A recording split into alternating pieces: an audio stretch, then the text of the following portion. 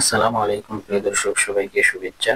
আজকে বাংলাদেশে ঘটে গেল নির্বাচন কেন্দ্রিক দুটি আলোচিত ঘটনা। প্রথমটি হলো নির্বাচন কমিশনে বিএনপি নেত্রী রুমিন ফারহানার নির্দেশে এনসিপি নেতার উপর হামলা। দ্বিতীয় ঘটনাটি হলো এমপি চেয়ারপারসনের উপদেষ্টা ফজলুর রহমানকে শোকজ। এই ফজলুর রহমান বিভিন্নভাবে বিভিন্ন টকশোতে বিভিন্ন প্ল্যাটফর্মে দাঁড়িয়ে জুলাই বিপ্লব নিয়ে কটূক্তি করেই যাচ্ছিলেন, যে জুলাই বিপ্লবের কারণে তাদের সরকার গঠনের সম্ভাবনা তৈরি হয়েছে। সেই জুলাই বিপ্লব এবং জুলাই বিপ্লবীদের নিয়ে এই ফজলুর রহমান একাধারে মিথ্যাচার এবং কটূক্তি করে যাচ্ছিলেন। অবশেষে বিএনপি বোধোদয় হয়েছে এবং তাকে সুপারিশ করেছেন।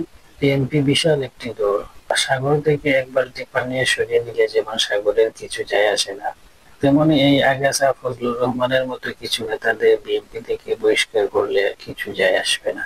বিএনপির উচিত এই বিতর্কিত নেতাদেরকে দল থেকে বহিষ্কার করা। সাথে সাথে আজকে নির্বাচন কমিশনে যে রুমিন ফারহানার নির্দেশে এনসিপি নেতাদের উপর হামলা করা হয়েছে, বিষয়টির বিরুদ্ধেও ব্যবস্থা নেওয়া। বিএনপির কোনোভাবেই উচিত নয় একটা বড় দল হিসেবে এনসিপির মতো একটি নবগঠিত দলের সাথে বিবাদে জড়িয়ে পড়া। তার পাশাপাশি সব রাজনৈতিক দলগুলোর সাথে বিএনপির উচিত এই মুহূর্তে সুসম্পর্ক বজায় রাখা। বড় দল শুধু হলেই হবে না, এই দলগুলো যে কোনো মুহূর্তে নির্বাচন ভেস্তে দিতে পারে। নির্বাচন যদি ভেস্তে যায় এবং ইন্টারিম সরকার যদি পদত্যাগ করে, তাহলে ক্ষমতা যাবে সেনাবাহিনীর হাতে, রাষ্ট্রপতির হাতে।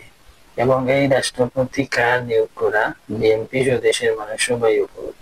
কোনো কারণে যদি এই নির্বাচন বন্ডুল হয়, তাহলে জামাত এনসিপি কারোই ক্ষতি হবে না, সবচেয়ে বড় ক্ষতি হবে বিএনপির। বিএনপি কে মাথায় রাখতে হবে। বিএনপি যদি এইবার ক্ষমতায় না আসতে পারে, তাহলে বিএনপির ভারপ্রাপ্ত সভাপতি তারেক জিয়ারও বাংলাদেশে ফেরার সম্ভাবনা নেই। কোনো কারণে যদি বেগম খালেদা জিয়ার কিছু হয়ে যায়, তাহলে এই দলটি খান খান হয়ে যাবে।